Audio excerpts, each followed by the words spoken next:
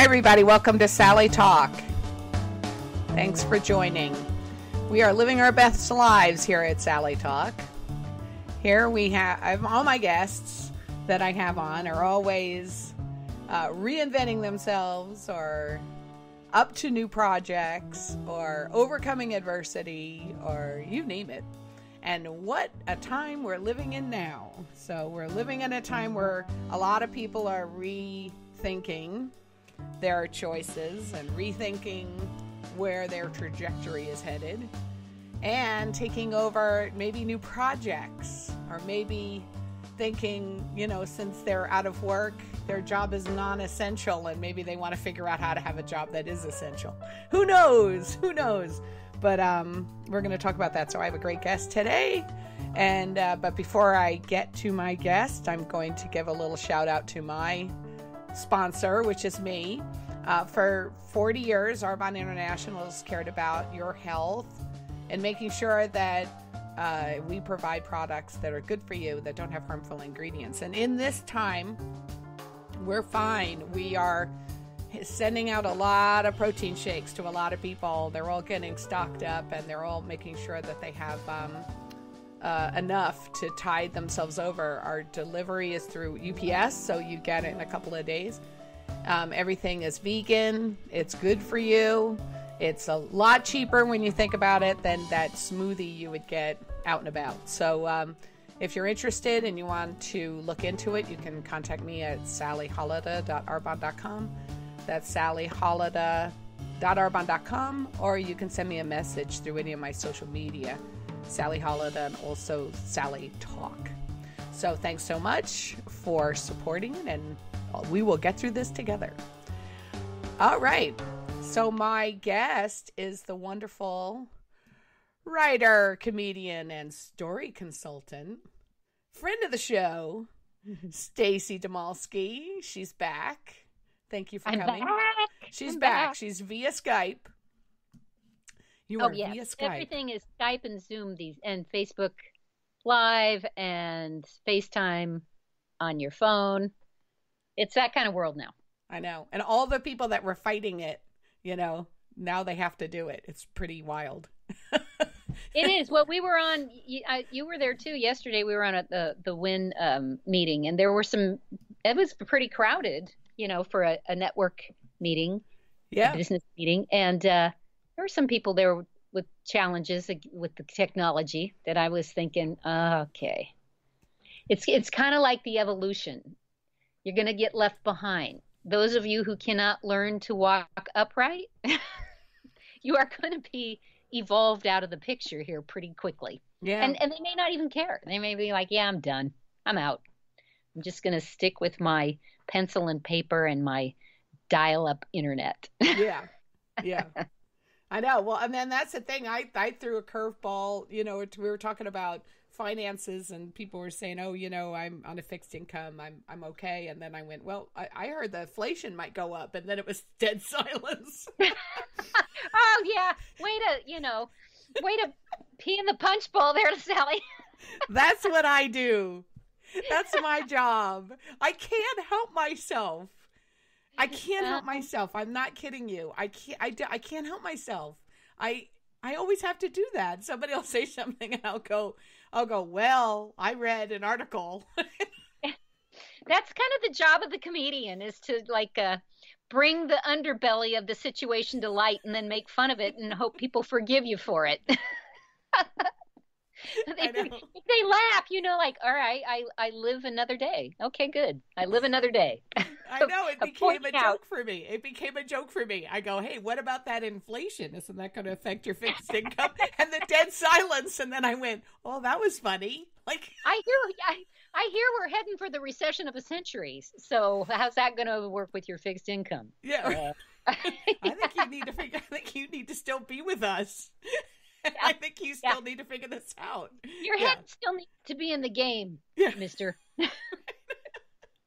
I know. No I know. No. Well, and don't you think that's the thing about going through something like this, is that when you do find the humor, I mean, I always feel like we came through such a phase of being politically correct. So I feel like I have to do start off and going, I know this is very serious and I know we have to take this seriously and everything else, like before I joke around about it, Yeah, yeah. Like a little disclaimer that tells everybody, I realize that we are all screwed. However, I'm about to make fun of it, so everybody just buckle up. I'm just giving you the heads up. I'm just about to skewer it within an inch of its life. Those of you who are not interested, you may close your ears now. Right. You can do two things at once. You can recognize something as a serious problem and make fun of it at the same time. I think that's the way to cope, really. Multitasking. But I have been told by people, I don't know, I know just the silence in the room is enough telling, but I've actually had people say to me, you're such a downer. And I'm thinking, really? Because I thought that was kind of funny. Well, there was something.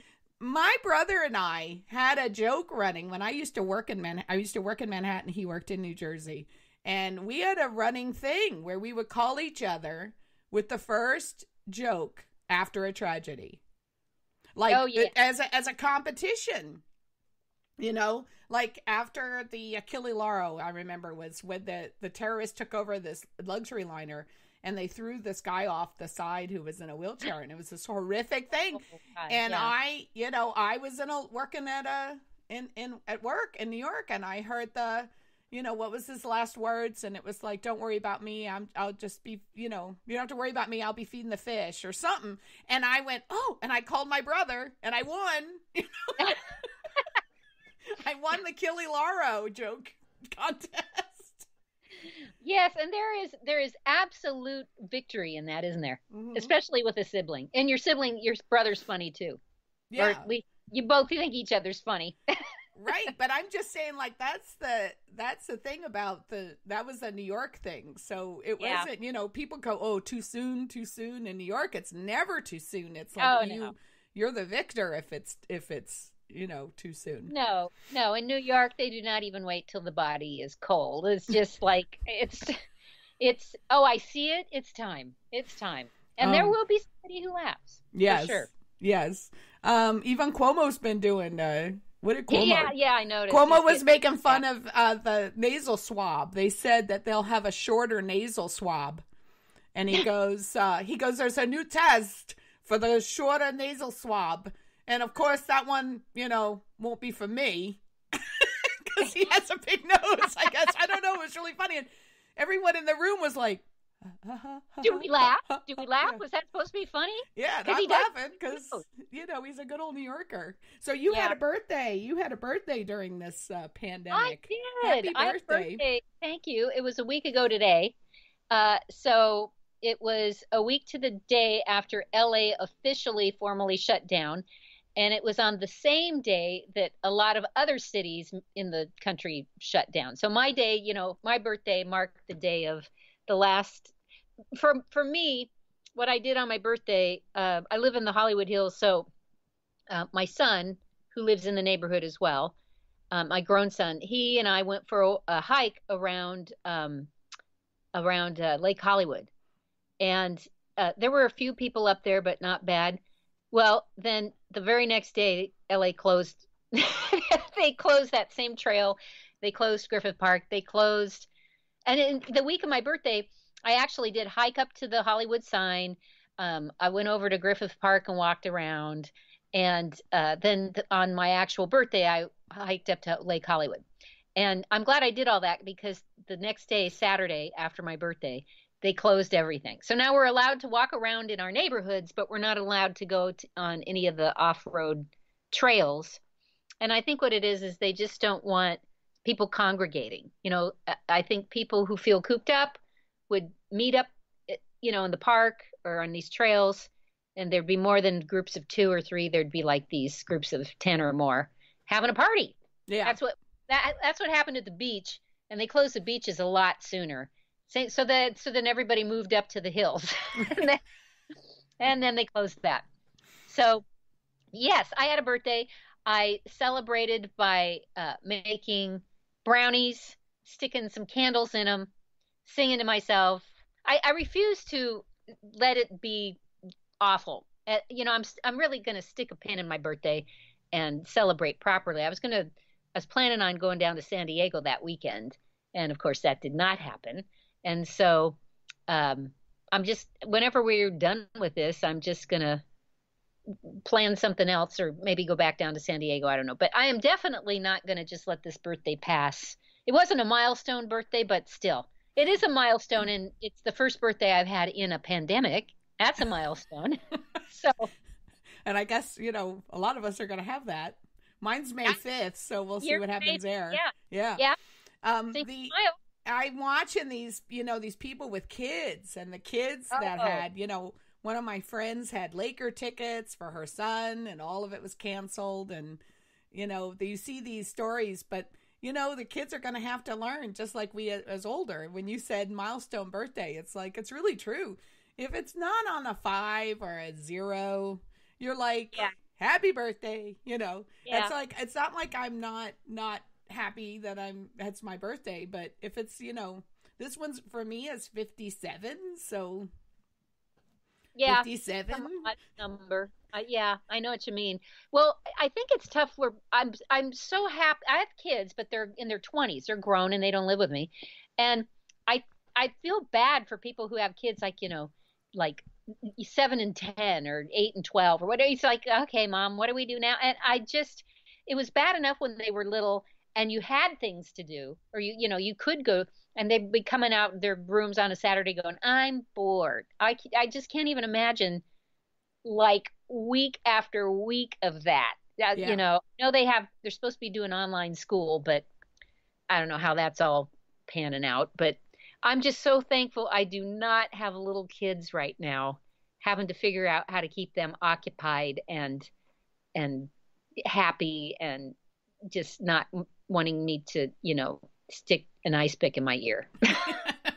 Well, yeah, when my kids, of course, when my oldest two were little, we were in a 1-bedroom apartment, and we didn't have any money. We didn't have any money to do anything. So everything was all free stuff. So it was either, the park or but going to the beach.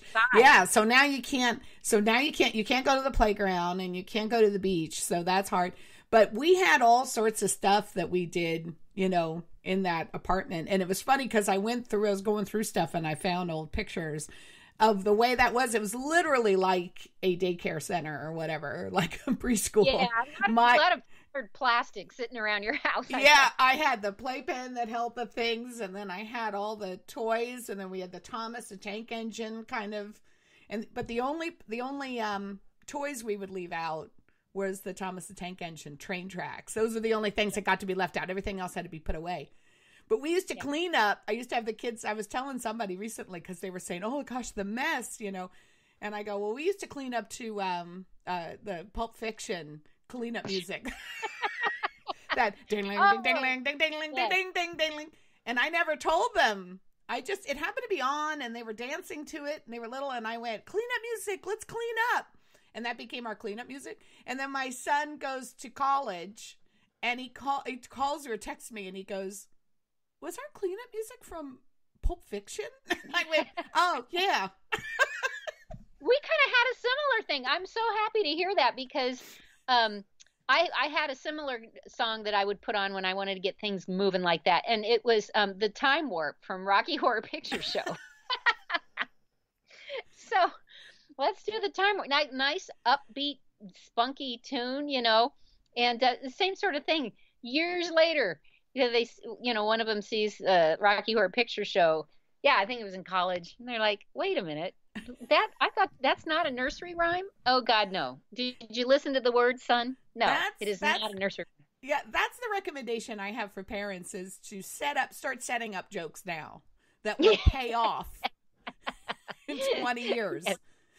One of my favorites was, they would cry about something. They get in the car, or we were leaving the park or whatever. They sit in the back of the car, and they'd be like, "I wanted to stay." And I used to go, "You can't always get what you want."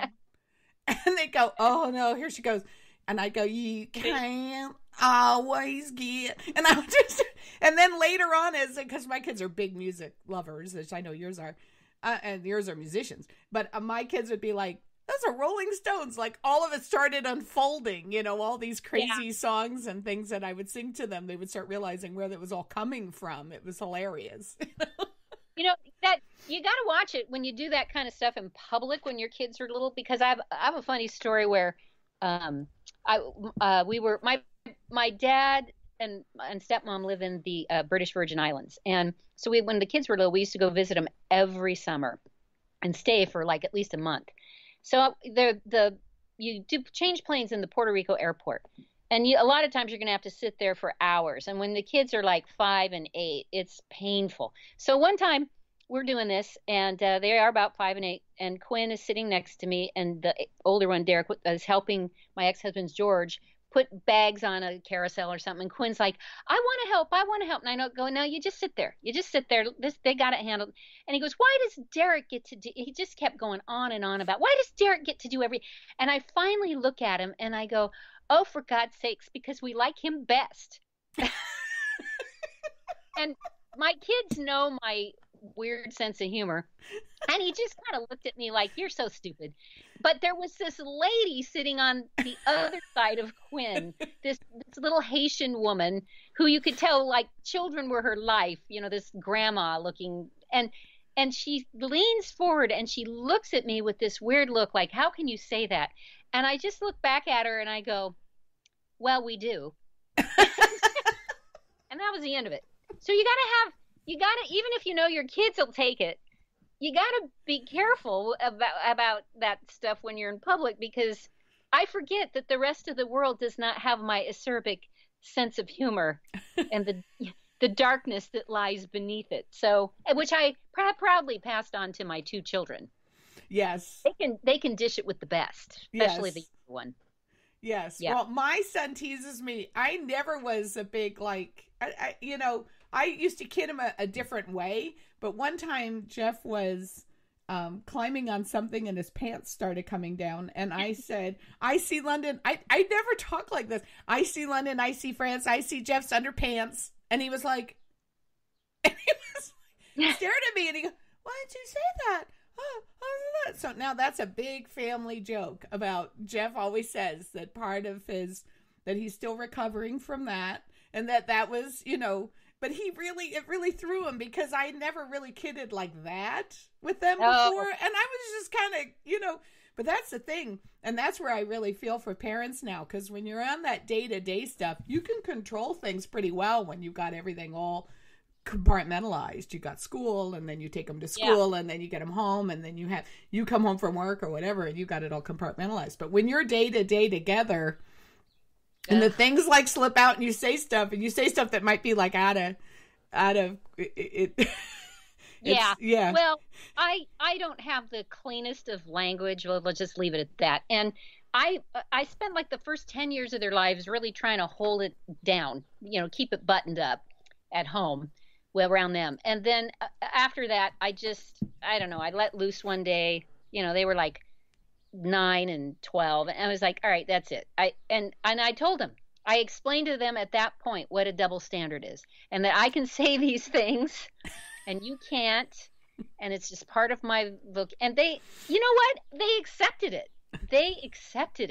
And I was shocked. I mean, I guess what other choice do they have but to say, okay, yeah, I can do this, but you can't. And if I hear you do it, I'm going to punish you. And so they didn't do it. Now it's a different story, of course, but it's I used to say to them, it's a monarchy until they're 18. I had tons of those things. I'm like, I told them both, you are not, when they were in high school, you are not going to believe your checkout bill when you leave home. Which I still have yet to be paid, by the way. Oh, but I do have the second one. The younger one is a senior in college at the University of Denver. So he's in Colorado. He's there now. He stayed. He has an apartment, and he's doing online school for his very last quarter of his entire undergraduate career. I don't even know if he'll have a graduation ceremony, which sucks. But he's learning the hard lessons too. I mean, his roommate went home, is doing to Salt Lake City. And so he said that he's just walking around the house talking to himself, keeping himself thoroughly entertained. And I thought, you know what? I taught you well. I taught you well, because that's exactly what I do, whether there's a pandemic or not. Yeah. You know, right. Is entertain myself constantly. So he's learning. He's learning. I'm sure that he's got a lot. Oh, and he's practicing a lot. He plays the sax. He's like becoming even better than he was before, because what choice does he have? I'm sure the neighbors, it's an apartment, so I'm sure the neighbors are kind of like, oh God, he's at it again. Oh, but he's so good though. They don't even have to, they don't have to pay Spotify. He's so good. Yeah. You know, I would love that. I would love it to have it like somebody next door playing.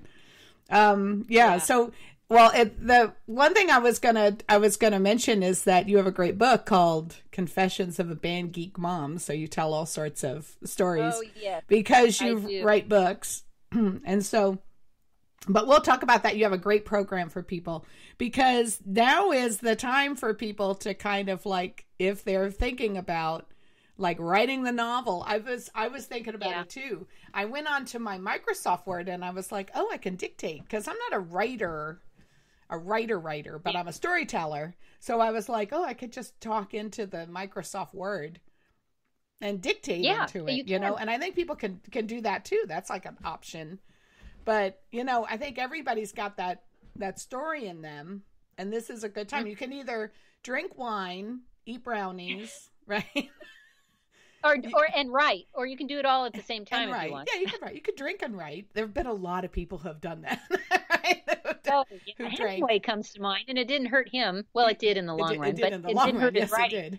Yes, it did. But but anyway, he wrote some pretty good. I just read Farewell to Arms. I never read that before. That was my New Year's resolution, was to read books that I always pretended that I had read at dinner parties. Isn't that the best? Yeah, that's like, it's not as much as for the classics, but a lot of times what they do, like a new hot book will come out that everybody has read and you haven't read it, and it may be because it just sounds like, no, that's not your thing, and yet you're at a party and you're like, oh yeah, and I've read it. And then they start talking about it, and you're like, "Oh yeah, I love that part too. I love that part as well." But sometimes you get stuck where they'll specifically ask you a question about what did you think about that twist at the end? Did you see that coming? I mean, oh my God, I about fell out of my chair. What do you think? And all of a sudden you're like, well, I think I saw it coming. I don't know. What did you think? You know, you just try to do anything you can to get out of having to say, I really didn't read this because it just sounds like trash to me. While you were doing that, I wanted to go dun dun dun da da da da da da da da da. Right? It's like a Larry David moment. Yeah. I was on a subway in New York, and I won't say the name of the book because in case for some random reason somebody ever reads it, because it was kind of a page turner. Everyone, this was all before cell phones, everyone would all be reading the book, and everyone would be sitting on the subways reading the book. They'd all be with the book that was, when it was out, it was it. And everyone was reading it. And the train stopped and a guy in a clown costume came on the train, and a woman screamed. She looked up from her book and she was like, ah! But everyone was reading this one book, and this, we're all getting off, and this attorney was holding the book in one hand. I don't know if he's an attorney. I shouldn't say that. Businessman, briefcase, slammed me into the side, like, you know, thing of the subway car before you get out, like that. There's like that panel, and he slammed me into it to get out ahead of me. And I was furious, and I chased him up the stairs, and I caught up to him, and I went right next to him, and I went, "The wife did it." And he went, "What?" And I went, "The wife did it." And I was like, next time don't push somebody. And he was like, "I can't believe you said that to me." Because see, once you're confront somebody, it's so crowded. That's why social distancing in New York is hilarious, because you're literally on top of each other. He and I were face to face as we were moving up with the crowds of people, and he goes, "I can't believe you said that to me." And I said, "Next time, don't knock somebody in the subway." I was so mad. That's so funny because that is like the ultimate, like, that's worse than slapping him or something, or just giving him a dirty look. That is like the ultimate. Spoilers are really, I hate them. Some people don't mind them, but I hate spoilers. So that was good. Yeah, it was good. That's always, think about that as like a revenge thing. But this can be, I did make that thing because I was just tired of and also my one son, Luke, is super, super well read. He reads all the time, and I used to pay him per page. And that's an idea too to parents, is that you can pay them per page, like a penny or two pennies a page. And you think like, well, that doesn't sound like a lot, but Luke is Capricorn. He did the math. And then he'd go, well, can I have 2 pennies a page if I read a series? And the next thing you know, I owed him $350. I don't know how it happened. But he read them. He read all the books. So he would say to me, "Oh, it's like Lord of the Flies." And I'd go, And I just didn't know, because I sort of knew. I knew the Star Trek episode. I could kind of fake it, And then I went, well, maybe I need to read it. So I finally read that. So that was great. It was just funny. Well, there were certain books, there were holes in my classic book reading that I needed to start filling. There's a good one. When my older son was in high school, he was in AP English. So he had to read a lot of that stuff. There was a reading list. And one of the books, and I said, hey, I'll read them along with you. So I read like the original Frankenstein by Mary Shelley, which I had never read, but I'd never purported to have read it, so I never claimed I knew. So I it was new. But one of the books I had claimed to read and knew everything about, because it was so trendy back in the day, was Catch-22, and I had never read it. Oh, that's funny. So he says, he picked one of his books was Catch-22. And I said, oh, good, I'll read it with you, even though, I've already read it. So I hadn't, but I did read it with him. And it's so funny, as I'm reading through it, I'm like, oh, so that's what it means when somebody says it's a Catch-22. Oh, so that's what, all of a sudden there were all these things in culture that come from this book that I'd been using for years, that I had no idea.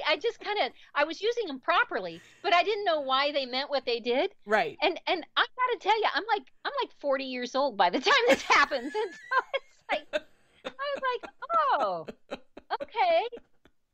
And actually I've never told anybody that until like right now. So Luke just read Frankenstein. Luke just read, and he loved it. Yeah. It's so written. Yeah, it's he so beautiful. Loved it. He just went on, and then he goes, "You read it?" And I'm like, "No, I haven't read it. No, I always come clean." Yeah, so I just went. Is it kind of like Young Frankenstein at all? No, it's not like Young Frankenstein. It's actually very poignant, and there's some parts in it that kind of make you cry. That's so poignant. He loved it. Yeah, that's a good one. Yeah, that's he a good absolutely one. loved it. It's probably not one to read right now. Right.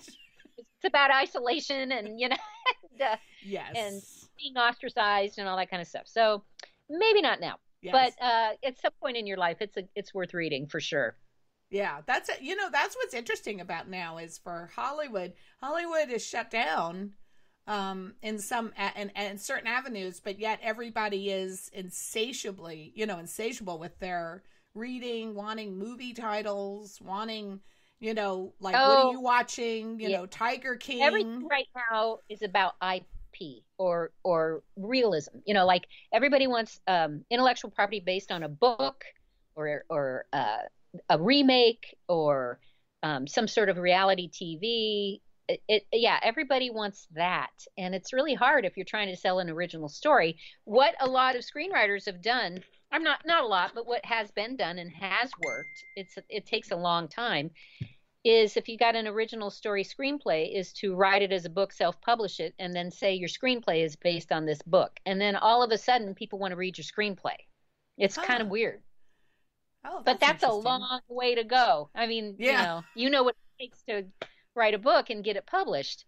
And so, but it's been done. People have said, oh yeah, I just took my original screenplay, wrote it as a novel and self-published it. And then I can say, this is an adaptation of my book, bloodity, blah, blah, blah. And that kind of moves it up in the slush pile, which is insane, but it's true. Oh, that's so It's interesting. true. Well, it was funny to me because something popped up in my newsfeed about who would you cast in Tiger King. And I was thinking to myself, I have no interest in seeing Tiger King made into a feature film. You know, I have no interest in that. To me, the documentary is its own thing. You know, they did that too with the documentary, which was a great one. And oh shoot, I can't think of it, but it's the one about the woman with the tester that she duped everybody into making believe that she could do a blood test, and she got all that money. And gosh, I can't remember what the name of that documentary was, but it was so good. And somebody said, "Who would you like? How about Jennifer Lawrence to play her?" And I'm like, I have no interest in watching this again. You know, in a movie, it held on its own. These documentaries are really something, you know. Speaking of Tiger King, did you do it? Did you binge it? Did you see? I watched the whole thing. I have not watched it yet because I saw the trailer and I'm like, what the frick am I watching here? I couldn't even but so many people whose opinions and creative abilities and sensibilities I respect have said, I sat and watched the whole thing and couldn't take my eyes away. I've got to watch it, and I'm just like, every time I sit down to do it, I think of something else. Like last night, I was thinking about it, and then instead I watched Romy and Michelle's high school reunion.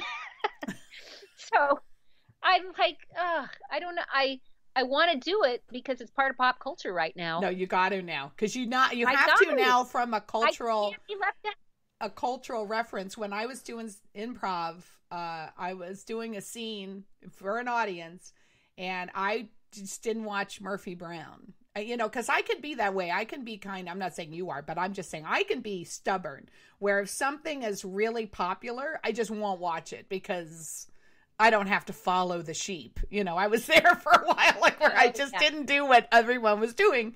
Actually, as a comedian, you do have to follow the sheep. Yeah, and I got on stage, and somebody goes, Corky. They, called me Corky, and it was Murphy Brown, and they go, Corky, come here.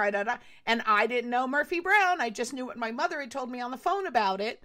And I thought Corky is probably one of the secretaries that Murphy Brown always fires. And so I turned and I went, oh, please don't fire me, something. And the whole place got silent. Like, wow, she doesn't know what she's doing. It was just like palpable. And then I went, unless I'm somebody else on the show, or unless I'm a reporter or something, and I kind of tried to get out of it.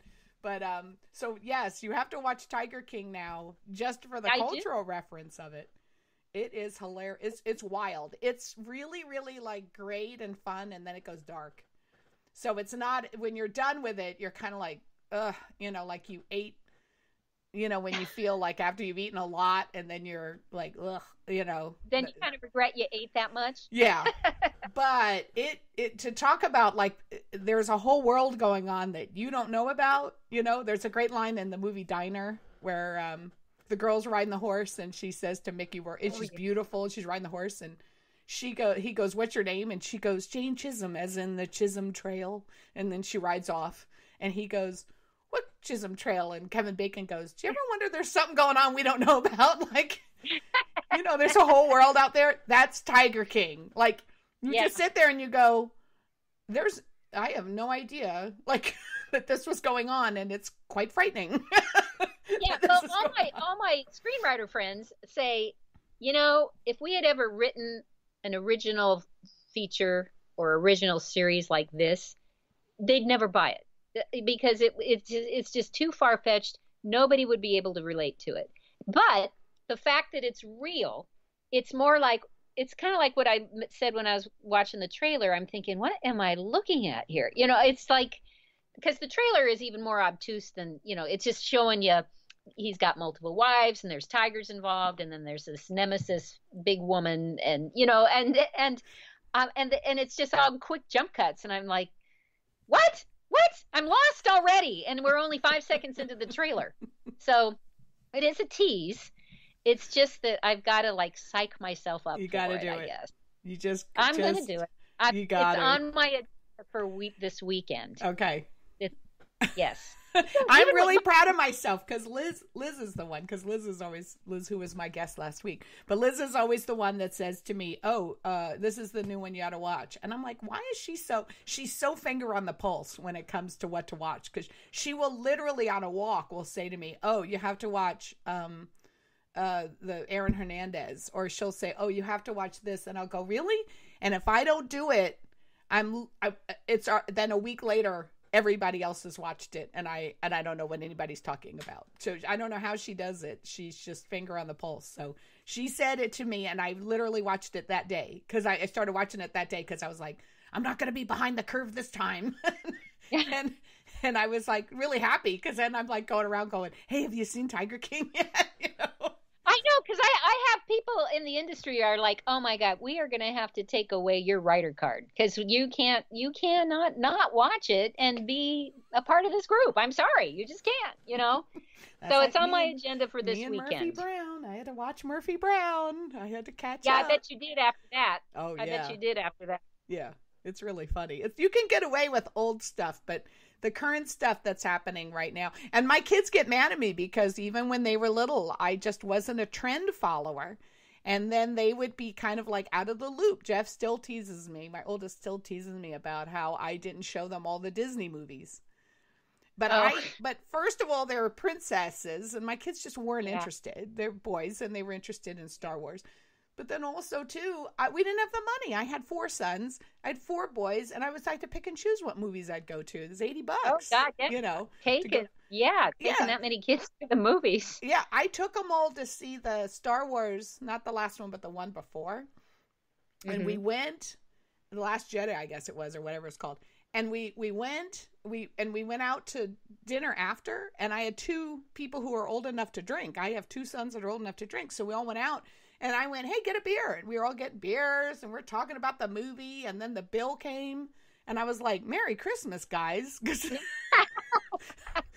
the movie and this dinner, I was like, what was I thinking, Tell us the 2 younger ones. I'm sorry, college has just been canceled. I have to pay this bill. I just spent your college tuition on this dinner. Yeah. Next time you guys got to pay for your own beer.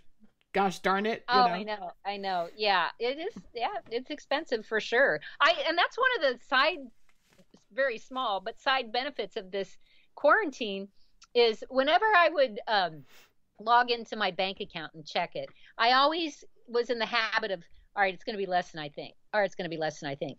And now I log in and I'm like, wow, I have that much. And it's because I'm not going out. I'm not going for drinks.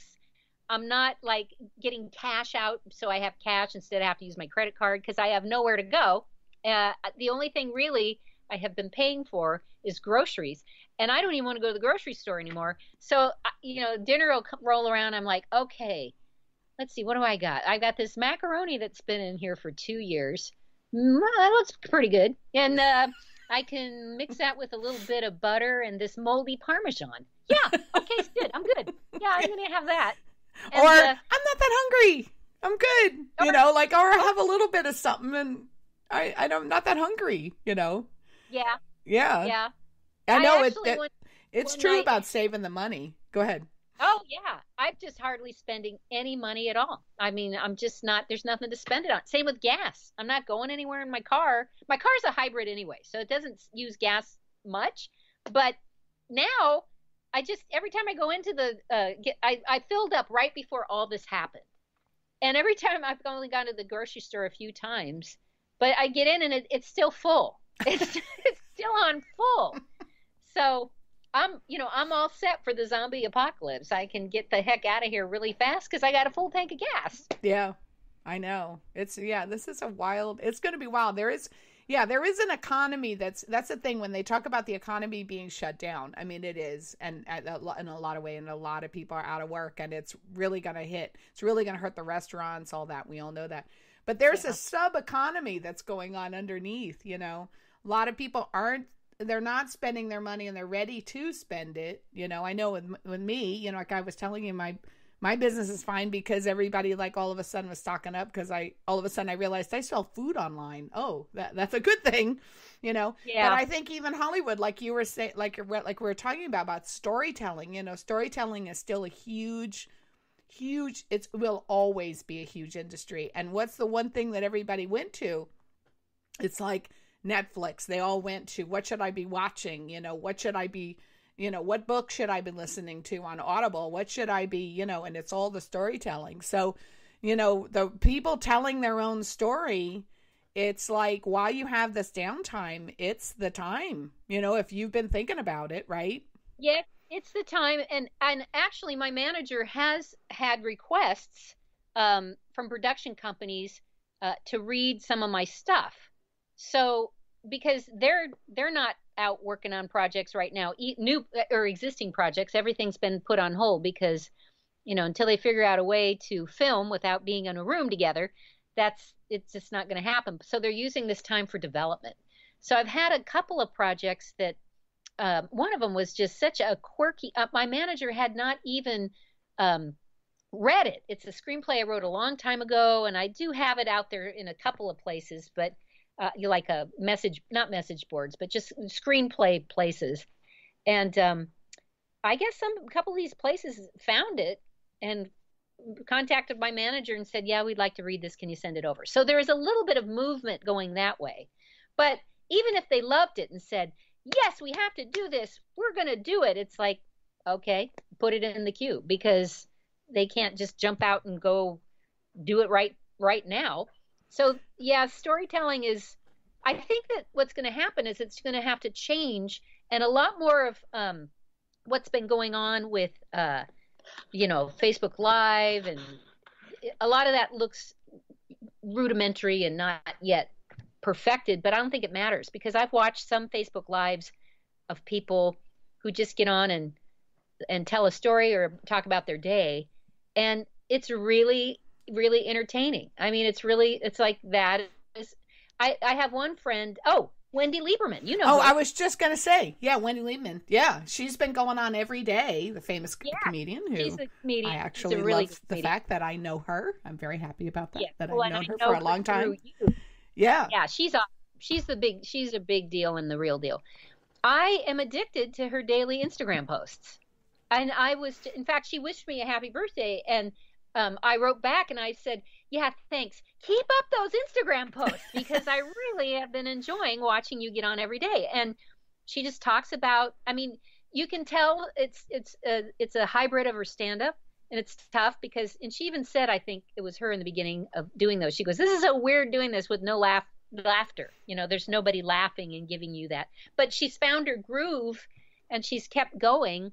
I don't know how she could monetize it, but she should or could or should be thinking about that, because I think that's kind of how entertainment is going to go. It's going to be, you know, I think stuff like Quibi is so poised.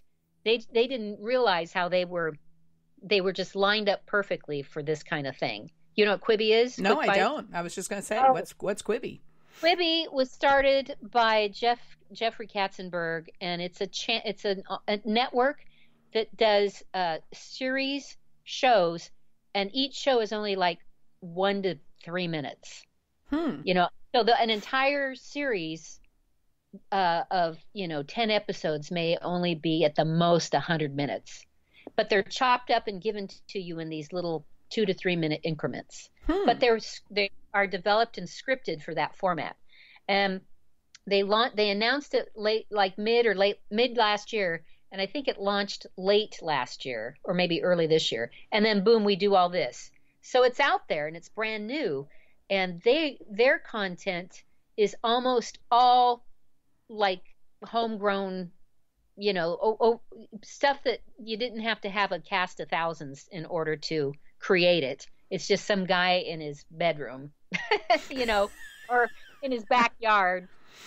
And some of them are even just, the production value is not that good, but they're doing something and it's kind of funny, you know, or they have the actual message within 3 minutes. And so I think there's going to be more of that kind of thing as a result of this. That's interesting. Wow, that's really interesting. So what is so you are a story consultant, so you also help people, which you've helped me because I'm figuring my journey out, but you help people write their story. And so you've come up with a really cool thing, like a challenge to do this while everybody's quarantined, or not quarantined, or we're stay at home, I guess is what we call it. Yeah. Yes. Staycation. I guess. Yeah. Well, I wanted to do something to engage people. You're right. I don't want to capitalize on this situation. So I thought, what can I do to get people? They do have time, so they need to write every day. What can I do to get people to write every day? And plus, I've been inspired by Wendy to get on and do some comedy. So I've combined the two, and starting Monday. I'm going to do a 21-day challenge where I'm going to release a 2 to 3 minute video every day for 21 days and give a writing exercise that will take anybody who does it, it'll take them no more than 10 to 15 minutes tops. The first one won't even take you that long, maybe 5 minutes. And the idea is if you do something every day for 21 days, it starts to become a habit. So you could use this time to make writing every day a habit and part of your life, because once that happens, then you'll be able to start writing that story that you've been, wanting to write since sweater vests were in style, so that's what I'm going to do. And the first one is on Monday. And what makes it, it's informational. I call it infotainment because at the beginning, I have to tell you what we're doing in as the most engaging way possible. But then where the comedy comes in is when I give you examples.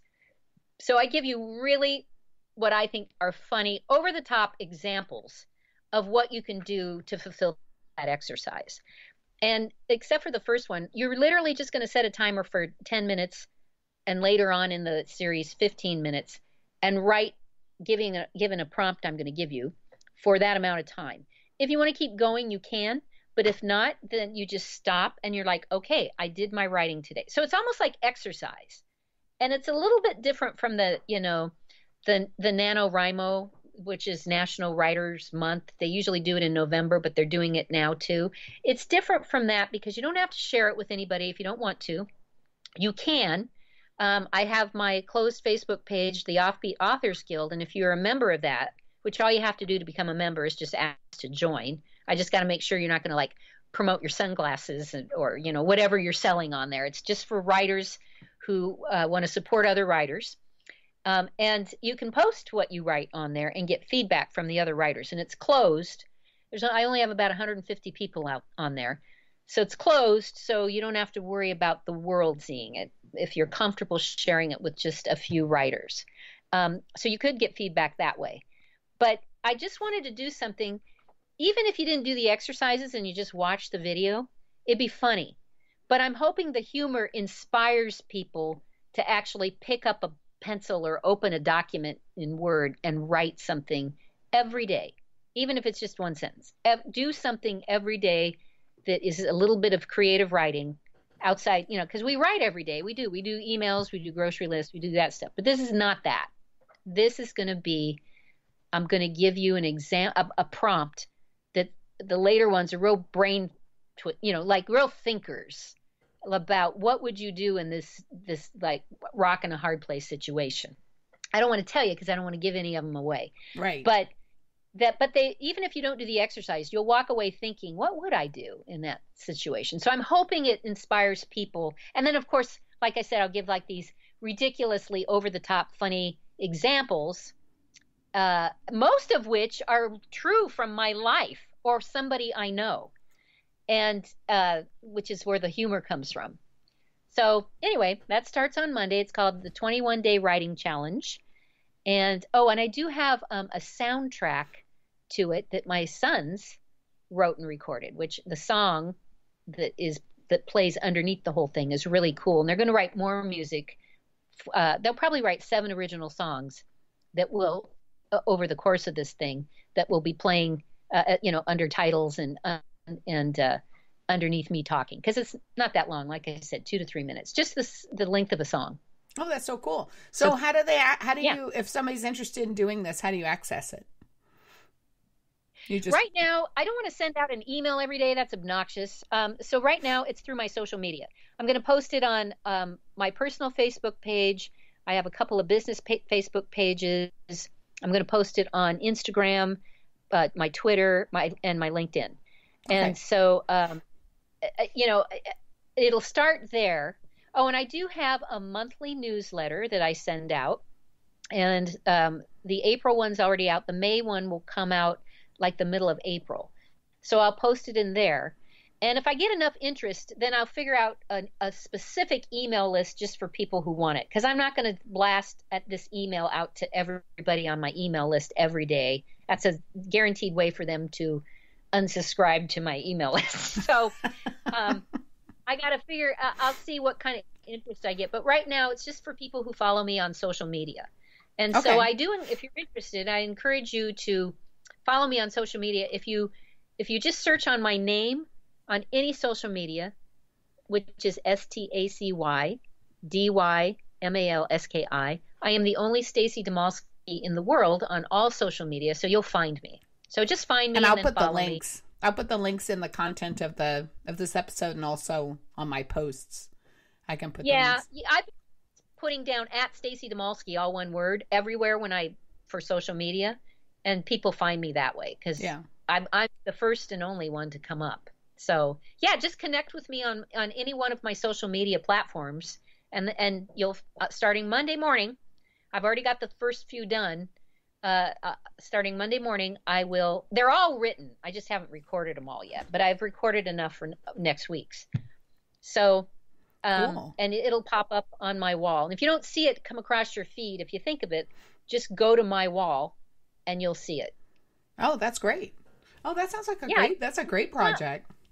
Is there anything else? It's funny when you were saying about sending an email every day. Oh my gosh. Like initially when all this went down, how many emails? I found out all of the things I had subscribed to. I got emails from everybody telling me what they're doing in the response, like sur la table, but now, now pay this and join and I'm like, oh, seriously? And that's why this is free. I just don't want to capitalize on anything that has to do with this. And so, if they want to work with me in the future because of this, that's one thing, but I want to give something for people to do that's free and creative and fun.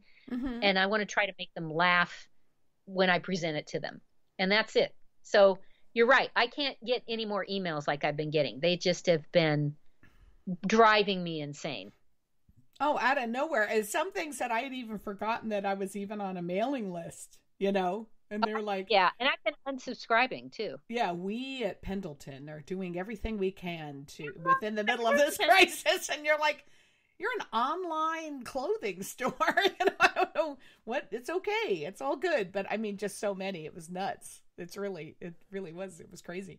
No, I think it sounds like a great idea because I partake in a couple of those things where they go, list your 10 jobs with one lie, or I saw those on. Yeah, they're fun. And color, I spy and do color.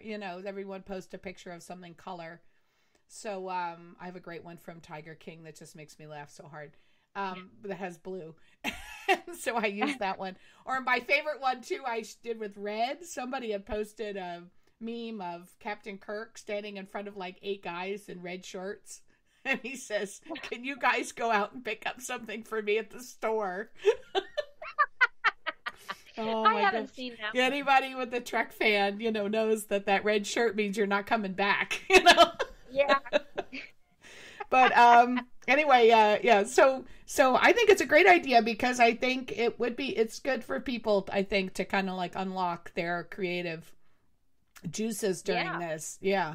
And even if it's just writing about their own journal, and it's funny because I'll journal, and when I was first journaling, I was never a real big journaler, but then I started, and then all of a sudden I realized I would worry that somebody would find it, because if you're writing all your ideas or whatever, what's going on, stream of consciousness. And then I realized that my kids won't be able to read it because it's in cursive. So you got that going for you. Yeah, there you go. It's like a secret script a secret writing, hieroglyphics. Nobody can read hieroglyphics anymore. When I die and they find my journals, they're going to have to actually go somewhere and have them transcribed. I know what I was saying. Mom says the money's buried and the answer is in her journal, and they open it up and they're like, do you decipher any of this? Do you know what this says? I know, no. We've got to find a very old person to try and scribe it for us. Yeah. Oh, this is interesting. Oh, that's interesting. Yeah. So just if you don't want anybody to find it, write it in script. That reminds me real quick. Somebody did, and Megan, you know Megan, my producer.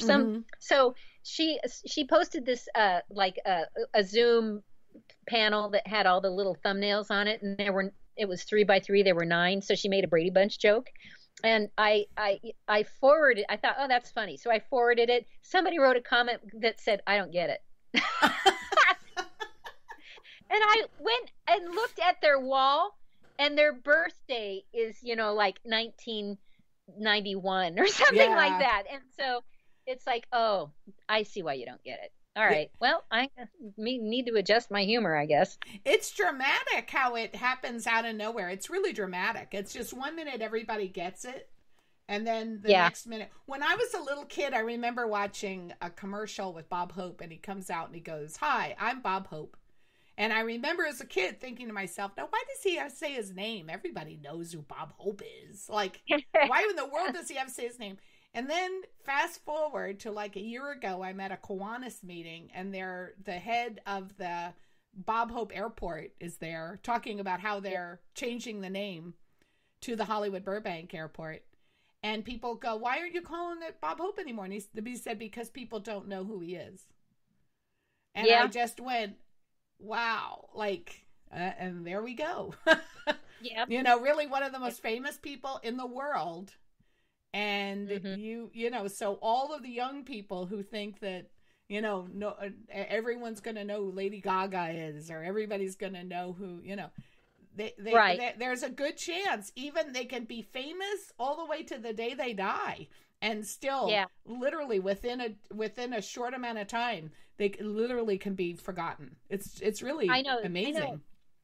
George Burns is another one. If you ask my kids who George Burns is, they would have no idea. And the guy lived to be like 101, and he was active in entertainment all the way up to the end. Yeah, and now they would have no idea who he is. And he's iconic. Right. So it's really interesting when.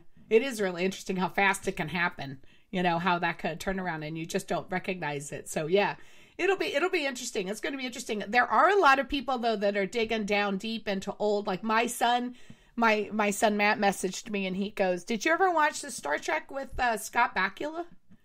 And I was like, "Oh yeah." I was like, "Oh yeah, I did. It was good, And I said, he was a coach at Beeman Park for soccer or something. And Matt was like, "Really?